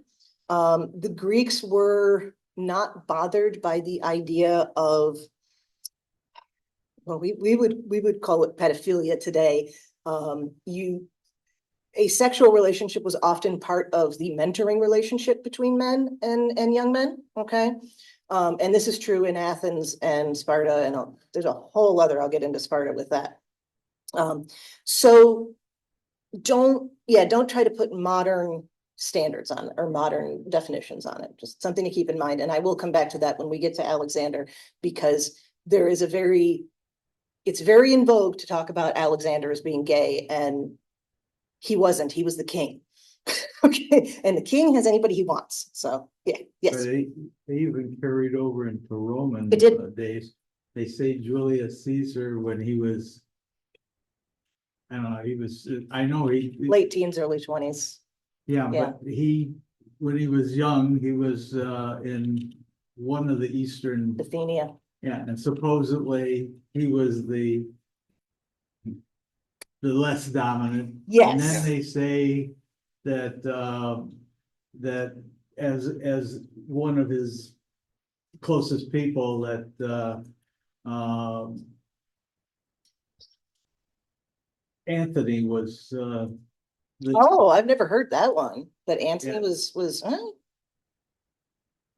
Julius Caesar's. maybe. The thing about Bithynia is interesting though, because what we know about you know how to get me off track. Because this is one I'll always talk about. The king of Bithynia at that time was, as far as we can tell from the sources, what we would in the modern world call gay. He had a wife whom he never touched. He had many relationships with men, there's no documentation that he had any relationships with women. This is to the point where he ended up willing his country to Rome because he did not have a successor. So I personally think he and Caesar probably did have a relationship. I think Caesar was probably the active partner on that one, honestly. But then again, the guy's the king, so maybe not, you know. But I'll do a Rome class again in the future, and I can wander off about that Yeah. one. Another thing that's going on with the Iliad and Odyssey. Go ahead first. Yeah. Wasn't basically at that time the Mycenaean, the women were considered there just for procreation. Basically, Yeah. And basically. The serious guys in the relationship, field, in armies, Mhm. your best friend was the guy that fought Yeah, next to you Yep. and would And that- sleep with you at night and. Mhm. yeah, and that was the idea. The serious relationships were between men. Yeah. Because when they're on the battlefield, you'll fight much harder for your lover than you will your city state. Yeah. Um, We'll get more into that when we talk about Sparta, which I think is gonna be next week. yeah, Because Sparta is this weird little blip in the entirety of Greek culture where things are just different. And that's a huge part of it. Yeah. The other thing with the Iliad and Odyssey that we haven't touched on is this is also describing the relationship between humanity and the gods. Yes. If you, and you know, Achilles is kind of one of these, Odysseus is another one, where again, it's that idea that you're making these sacrifices, you're making deals with these gods and goddesses, But if you don't follow through on what you're supposed to do in order to honor them, they punish you for it. Because throughout the Iliad and Odyssey, the gods and goddesses for Troy and Greece are the same ones. And they are working actively to help one side or the other. And against each other And too, against because it's each other. not like all of Again, them because, decided. you know, with, you know, ancient Greece, this is a, you know, polytheistic religion. It's multiple gods and goddesses, not just one. It's, you know, each one has their own, you know, kind of power, their own dominion. Apollo, who's a messenger of the gods, is also a god of plague. And when the Mycenaeans upset him because Achilles goes and defaces his temple, kills his priests and priestesses, and kidnaps one of the priestesses, Apollo hits the Greeks with plague. But that's a way to explain, you know, how this communicable disease breaks out in this war camp, you know, while it's taking place, you add in the supernatural element to it. Apollo came in the form of poorly dug latrines. Yeah. But they talk about how, you know, what he was striking them down with were arrows. It Mhm. was plague, you know, hitting them from afar. And one of the, you know, one of the heroes of the Trojan War is one of these Mycenaean kings named Odysseus. And he is in the story, he's known as crafty Odysseus because he thinks outside the box. He is his favorite god is Poseidon and also Athena. In order to, once Achilles is killed, the Mycenaeans are to a degree kind of broken because they're looking at us, you know, we've been here 10 years and now the best soldier is dead. How are we ever going to break this siege? And Poseidon visits with Odysseus and tells him that, you know, there is a way to win this war. According to the story, it's taking some of the Greek Mycenaean ships and crafting them into the statue of a horse, a hollow statue, where Odysseus and some of his crew are going to be hiding inside. The Trojans, because of the topography where they're at, they were known to have a big cavalry force, and horses were sacred to them. And so they end up, you know, the Mycenaeans, they leave kind of the camps where they are, they leave corpses on the beaches, they have some of the ships that they burned. The other ships sail over the horizon. And they end up leaving the horse on the beach. And you have Priam, who's the king of Troy, Paris, and then one of the Trojan priests come out. And the Trojan priest is saying, you should just burn this. You know, just destroy it while it's outside the walls. You know, the Greeks have left. This isn't tribute. This is some sort of trap. He ends up getting killed by Poseidon in the story because Poseidon is protecting Odysseus. They end Who's up in the bringing, horse? yeah, they end up bringing the horse inside and they close the city gates. And there's the celebration because after 10 years, the Trojans think the war is over. So everybody gets wasted. Okay, including the guards who are supposed to be on the walls and by the gate. In the middle of the night, the Mycenaean ships sail back to the beach and unload their troops. Odysseus and his soldiers use ropes to climb down from the interior of the horse, and they kill the Trojan soldiers who are guarding the city gates and the walls near it. They light a fire and open the gates up, and the Mycenaeans come in and they massacre the city. Now, the crazy thing is that the fall of Troy is also kind of put into the mythology for the foundation of Rome. You've ever heard of the story of Aeneid? The Aeneid, story of Aeneas. Aeneas is one of the survivors from Troy. And the story for that is that he has his father on his back and he's got his son by the hand. He's carrying the past and the future with him.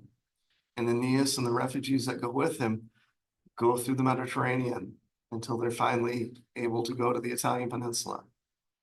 And then they found Proto-Rome. Yeah, and he's the son of Venus.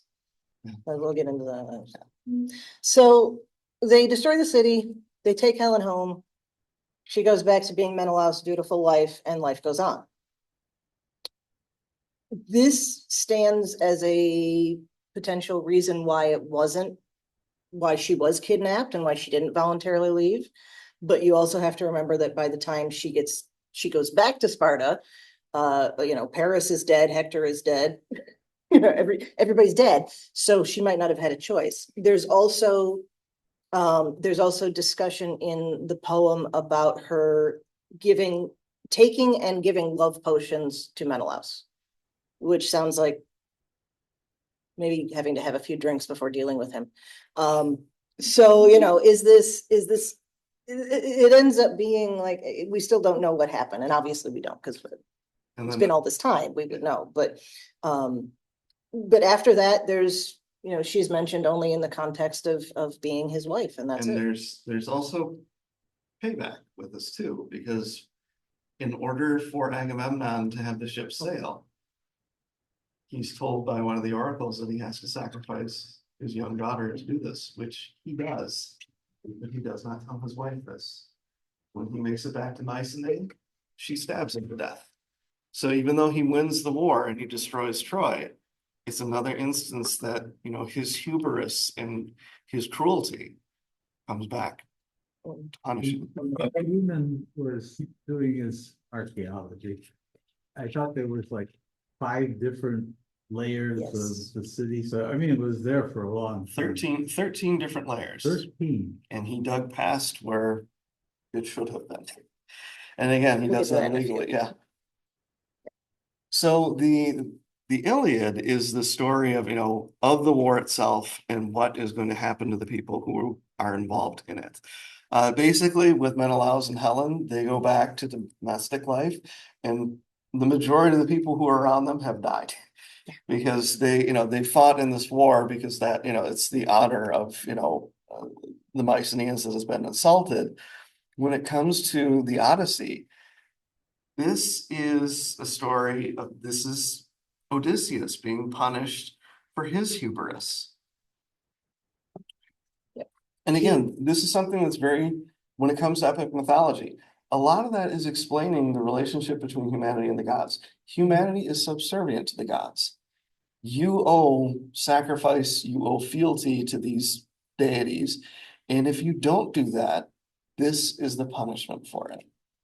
He denied, he denied is maybe not the right word. He refused. He refused to give a sacrifice to Poseidon before he left after having destroyed Troy. Lost my words. So Poseidon goes, hey, I helped you with all of this and the horse and everything. So we're gonna curse you, and it's gonna take you 10 years to get home. What kingdom was he? Odysseus was the king of Ithaca, yes. Yeah. The other side of this is the theme of faithfulness in the character of Penelope, who is Odysseus's wife. The Okay. fact that she's taking care of the kingdom for the 10 years he's in Troy. And the fighting at 10 Troy, years and then the after. 10 years of Yeah. his wandering. Yes. So, and with pretty much everyone else who participated in the siege of Troy, who survived it, makes it back to Greece, except for him. Okay, in Ithaca, while it's a small kingdom, it's very wealthy. And so what ends up happening is in this 10 years that Penelope is alone, and she had a son with Odysseus who grows, to manhood in this. She's besieged by other men who want to marry her because as far as they're concerned, he's dead.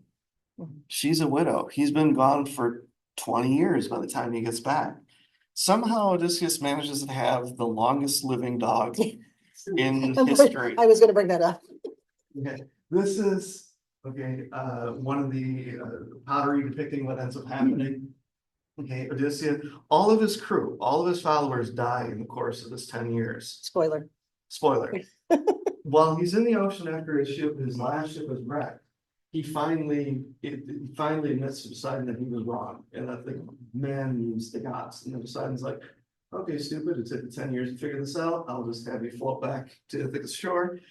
He ends up washing ashore, and he doesn't look obviously anything like he had. So, wild beard, wild hair, gray, he doesn't have any of his equipment, he doesn't have any of the clothing that he had on before. When he first washes ashore, he runs across a shepherd, and he runs across his son, who's a man now, and this old arthritic dog, his dog, comes up to him, and that's the creature that recognizes him. And then it dies. All of those suitors are still in his house. And what Helen did was, she said after a while that she would, Penelope, sorry, when she was, she was going to do a mourning shroud. Okay, she was weaving this, cloth for mourning her dead husband. She'd do it And every her day. own. Yeah. Yeah. And she would unwind it at night. And so she never finished it over and over again. And the men were finally getting tired of that. Well, Odysseus, again, he's one of these people, this clever Odysseus. He comes up with a way to prove that it is him to his wife and these suitors. Odysseus fought with a spear. The other thing he had was a war bow. And nobody could string this bow except for him. And supposedly that was another element of whether, she would accept another man as her husband, is if he could string Odysseus's bow. So Odysseus, looking like a vagabond, comes cruising into the house, and he ends up stringing the bow, and then he kills all the suitors that were in there for insulting his wife Mhm. and his son, for that matter. Yep. And that was another thing with Odysseus, why he was kind of looked down upon by the other Greeks, is that, the bow, not only did he use it for hunting, he also used it for war. And he didn't necessarily fight or think in the same way that these other Mycenaeans did. I mean, in the story, he's the one who technically wins the war, but Menelaus and Agamemnon did not like him. Penelope having control over the kingdom of Ithaca is another place that people will point to, saying that, like maybe Helen had more authority than we thought. The refute to that is that she was holding it and acting as regent for her son. So, that one goes both ways too, but she definitely had some authority. Yeah. And she is the You know. model of what a Greek wife is supposed Yes, to a be, good Greek as wife. opposed to Helen. Yes, because let me say, because I didn't before, whether Helen was kidnapped or went voluntarily, it was her fault. So she was shamed because of it. Okay, even if she was kidnapped and did not want to be there at any point and was trying to get home the whole time, it was still her fault. Sound familiar? So these end, and then Rome happens, right? And we're gonna jump many years in the future, many centuries in the future, and we have Caesar Augustus come into control of Rome, and he needs a good story to justify why he should maintain control over Rome, which to that point had been a republic. Yes, it was run as an oligarchy, but nobody was calling themselves king. So he commissions the poet Virgil to justify his rule, and he does so with the Aeneid. Yes, an origin story. And Jay talked about the Aeneid before. Aeneas escapes the city. He's carrying his father. He has his son in front of him, leading to the future, carrying the past. He's got other Trojan refugees who are with him. Yeah, and he is the son of Venus or Aphrodite. Okay. The family of the Julius Caesari, okay, Julius Caesar's family and Augustus Caesar's family trace their lineage to Aeneas. So this justified his rule by saying this family was always meant to be kings. Even though Aeneas was not part of like the king, Aeneas was nobody in Troy. Yeah. But it's in the story of the Aeneid, they talk about how, Aeneas and his followers bounce around the Mediterranean to different spots in order to try to figure out where they're going to settle and basically have a permanent home. And one of the areas they wind up, you'll notice, is Carthage, which is going to be a mortal enemy of the Roman Republic. And in the story of the Aeneid, Aeneas he has a relationship with Queen Dido. who's the ruler of Carthage, and she offers to let. In her own right. Yeah, in her own right. She offers to let him and his followers stay in Carthage. But the gods tell him that that is not his destiny.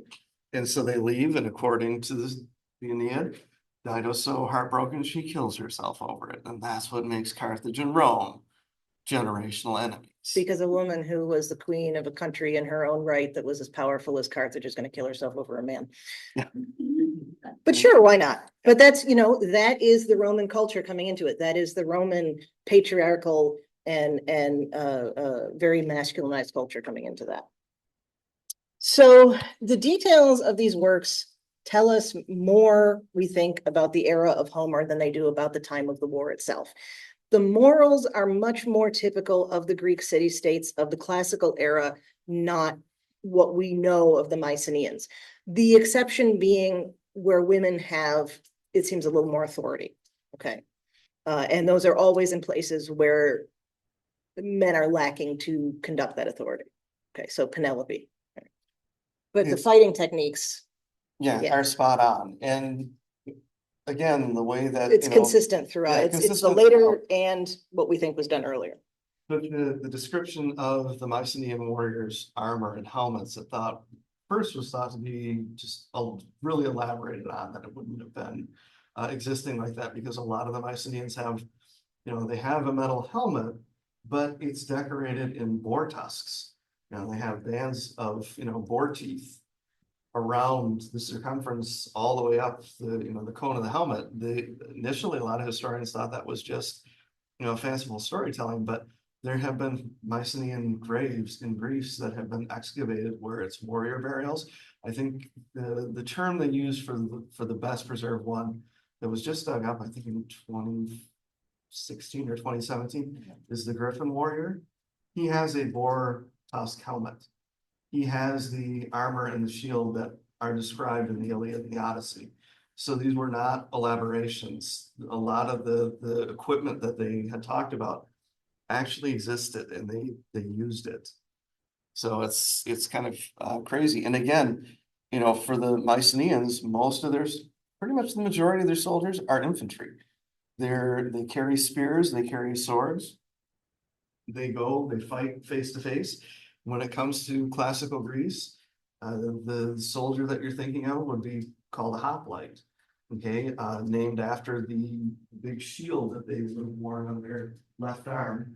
They fight in lines where these guys are basically side by side, and they're overlapping their shields. They form what's called a phalanx. Basically, it is lines of soldiers forming a shield wall, and then they advance into each other. And most of the fighting involves you're pushing against the enemy line, and you're stabbing overhand, basically aiming for their face or their chest over their shields. And so you have a metal helmet, okay, in order to protect your face. If you're really wealthy, you'll have a bronze or iron cuirass or a piece of armor over your chest. If you're not, you have that composite linen. You have it where it's laminated together. Yeah. And of course, we've talked about Heinrich Schliemann already, but here's a little more. So Schliemann ends up he is able to get sponsorship to go to Turkey, and he has to negotiate with the Ottoman government in order to be able to dig in their territory, because they pretty much control what we would consider the classic, modern Middle East until 1919. So Turkey, Syria, Palestine, Lebanon, Iraq, all of that is their territory. If you want to excavate in that area, you have to make a deal with Istanbul, you have to make a deal with that government. Schliemann gets that. But again, he has to split his findings evenly. Well, what he ends up doing is when he finds the mound that, this artificial hill where it's, basically the site of an ancient city where they just kept building over the same site over and over again. He starts excavating there, and he decides not to follow the terms of the agreement. What a surprise. Yeah, what a surprise. And he digs straight down. He's not doing like a careful, slow, moderate dig. He's digging shafts straight down to see if he can run into where he thinks the ruins of Troy are at. He finds a city of Troy. It just happens to be a Troy that's older than what would have been in the Iliad and Odyssey. And some of the things that he ends up digging out, because he smuggles the stuff out that he finds. Because he finds jewelry, he finds pottery, ceramics. He smuggles it out and sends it to Germany, which is where he's from. And it shows up in the Berlin Museum. But before that, this is Schliemann's wife. This is the jewelry that he found. He has her photographed, and then it's published in the German newspapers and newspapers around the world before the Ottomans even know that it has been found. It is said to be Helen's jewels. Yeah. Okay, and that picture ends up on the front page of the New York Times. Yeah. Oh, And that's when he's kicked out of the Ottoman Empire. Yes. It's like, you're never coming back. So then he decides to look for the Greek cities. And he's the one who finds the ruins of Mycenae. And there he does another not very scientific or slow dig. And he ends up finding in Mycenae, they have these circular kind of stone graves, burial shafts. He finds a golden mask and he says, this is the mask. This is the mask of the death mask of the Trojan king. Why the hell it would be there and not Agamemnon's? Who knows?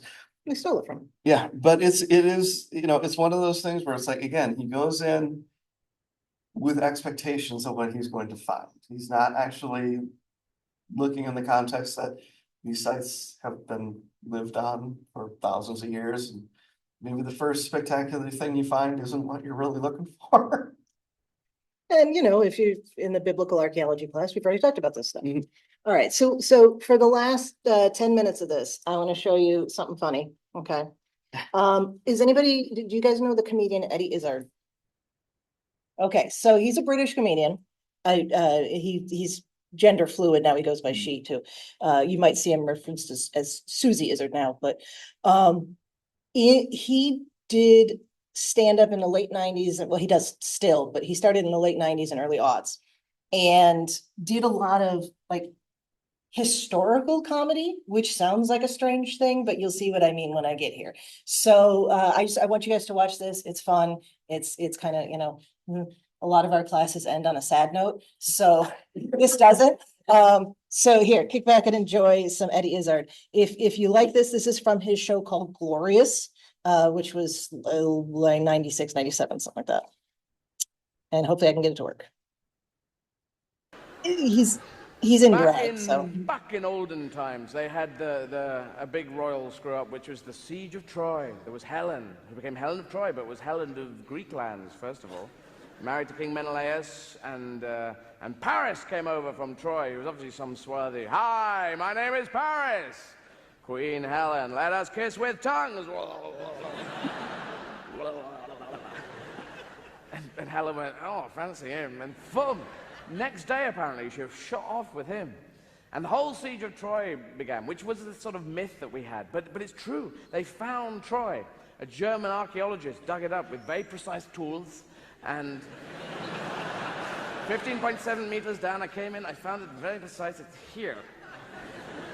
In a very German way. And we have archaeology on television, and I quite like it. It's a sort of detective thing, but it's really true. It's there. But it's kind of slow on telly. It has this problem of, we've been here 3 weeks on live television, and we've dug up 1 millimeter of topsoil so far. There's men with brushes and beards. Maybe they've just got beards, I'm not sure. We found this and carbon dated it to last Tuesday, so we're very excited. It's too slow for us. Our attention spans are short now. We need stuff, things, happen, quick, change the channel. We want not slow archaeology, we want speed archaeology. We want big fuckers with diggers. You got 15 minutes to find the city. All right. Let's go! Bam, bam, bam, bam, bam, bam, bam, bam, bam, bam, bam. Get the diggers in. What the fuck? Get that skull out the way. Bam, bam, bam. Pottery everywhere. What have we got? What have we got? And they always find in archaeology a series of small walls. Every time, there's a series of small walls. Everywhere you go. We found a series of small walls. We're very excited. We think this proves that they had walls in olden days. And were very small and series of small wall people. And then someone comes along, very learned, with glasses, and says, oh, of course, the king and queen entertained here, 1,500 courtiers, and there were soldiers, 20,000 soldiers in this room, and elephants dancing hopscotch over there, a mad fiddler in this room playing the banjo, viaducts and aqueducts into a heater, and you're just watching it and going, you're making this up, mate. You just point at a series of small walls and say, and there Tutankhamun playing banjo in there, and don't know if it's true. Anyway, Siege of Troy. Helen was eloped with Paris, the Greeks got fucked off, and they got in big ships and they went to Troy, and the Siege of Troy began. The great warriors were there. Agamemnon, famous warrior. Ajax, famous toilet cleaner. And Achilles, immortal man, immortal body, except he had an Achilles heel. What an irony. What do you mean? I'm called Achilles, Mum, and I have an Achilles heel as well? I'll be a laughing stock. Oh, bloody hell. He must have gone into battle. Achilles must have gone into battle like this. Hey. Get off the heel, get off. Buggers. The Trojans with crabs and lobsters. Get crabs and lobsters on his heels, send. No, not the crabs and lobsters. Not the crabs and lobsters. Come on then, you buggers. Got my foot. If I was Achilles, I'd put my foot in a fuck-off block of concrete. For starters. And then, pew, pew, pew, arrows shooting off everywhere. Block of concrete. No problem at all. See these swords here? No problem. Woohoo, woohoo, woohoo. Then the slight downside, he'd have a maximum radius after that. Could you come over here, please? Could you come over here? Could you come over here, please? I've got something to show you. Well, no, I can't show you unless you come over here. He'd have to put wheels on the bottom of the block of concrete.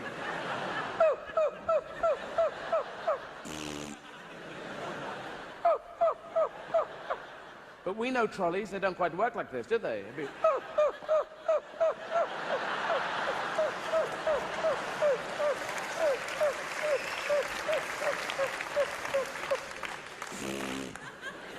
Thanks for waiting. Much better would be to have a hovercraft bottom bit on. Ooh.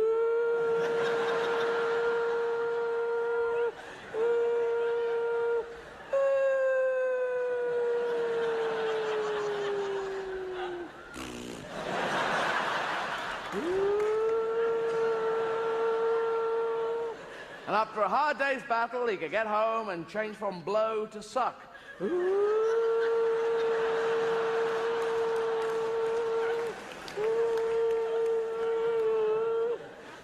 Mom, the plug needs moving. It's the noise that's the best fun in hoovering, isn't it?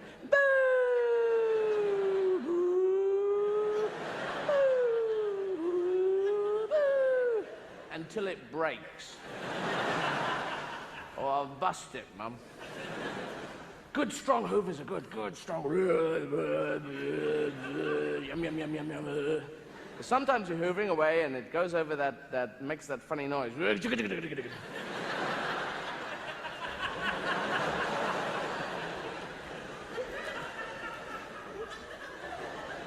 you carry on hoovering thinking, was that a bit of grit?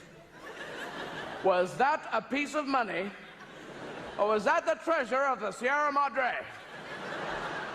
Must know, must find out, must know what's in it, what's that. It's a bit of grit.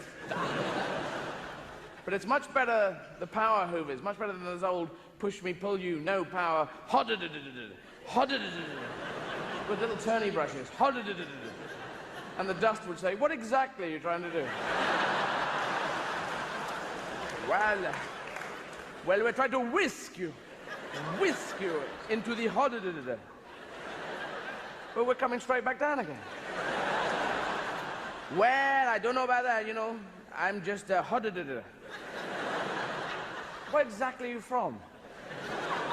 I don't know, man. I got this crazy accent, and have no idea.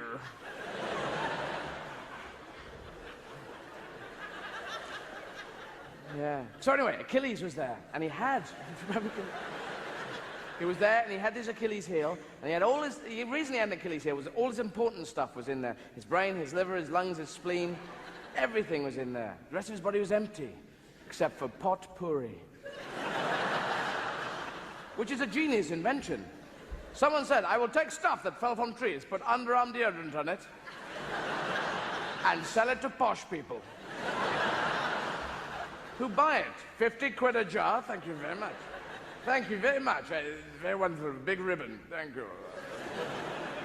You couldn't sell it to ordinary people, you know, in a big sack of potpourri, 5 pence a sack. That's stuff that fell off trees. Only 5 pence. Anyway, Achilles was full of it. And he died, and the siege continued. And after 10 years of siege of Troy, the Greeks got pissed off, and they thought, right, we'll play one big last trick on them. We're going to play this thing. And they built a huge wooden horse, 100 meters high, wooden, hollow horse, put some soldiers inside, left it there. And they built this big horse and said, we're going now, bye. You've won, well done, bye. We're in our ships, bye. We've left you a big horse, as per usual, bye. As you normally do in these situations, we've left an ordinary ceremonial horse. Bye, I thought you'd like it. It doesn't make any sense that the Trojans believed that. After 10 years, you'd be pissed off, wouldn't you? You'd leave some dog poo behind. That's what we think of you, you bastards. Helen's still in there, you know. Now, we built you a big horse, and they thought you'd like it. And the Greeks sailed away to make it look really convincing. They sailed over the horizon, where it dips down, if you've ever been there. And behind the horizon, they just hid behind the horizon.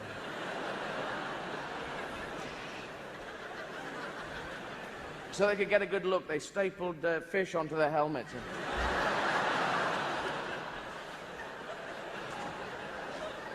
Then they turned the fish around. For accuracy. Because if you ever go to the horizon, that's where all the water tumbles over into a huge waterfall. And underneath the waterfall there's a cave. And in the cave is Daniel Day-Lewis and Elizabeth Shue. And a load of Mohicans. And Daniel Day-Lewis is saying, just stay alive! Stay alive and I will find you, no matter what occurs. Then he jumps into the shower. Lost everyone. No one understands. Yeah, forget that. Okay, so, yeah. So they left the big horse and the Trojans came out and they went, oh, big horse, just what we've always wanted. Hey, Helen, get a look at this, big horse. And they brought it, they should have checked to see whether it was hollow, because we know how to do that. Tap, tap, tap, tap, tap. Tap, tap, tap, tap, tap. Tap, tap, tap, tap, tap, tap. Hey, tap, tap, tap, tap, tap, tap, tap. This one's hollow. Get it open. They'd open it up, and inside there'd be a load of Greeks. Hello? Oh, have they gone? Oh, I didn't set the alarm this morning. Oh. So we were just cleaning up. Ho-da-da-da-da-da, ho-da-da-da-da. Ho-da-da-da-da. Yes, hello. Yes, we're Greek. This is Agamemnon. I'm Ajax. This is Prince Philip of England. Don't say a bloody word. Do not say anything. Okay, well, the last bit is referencing stuff from earlier. Literally, when he said how the Greeks sailed over the horizon, I was stopping myself from going like that. Because I've done this so many times. So Eddie Izzard is wonderful. Highly recommend his comedy, her comedy. And that's it for today. We will pick up next week with the Greek Dark Ages, or the Greek Middle Ages, as we like to call them now, and Sparta and Athens, and go from there. Thank you so much. Oh. And if you're here for the next class, it starts in the Yeah. Mexican American one. Yes, we're going to make a very abrupt jump.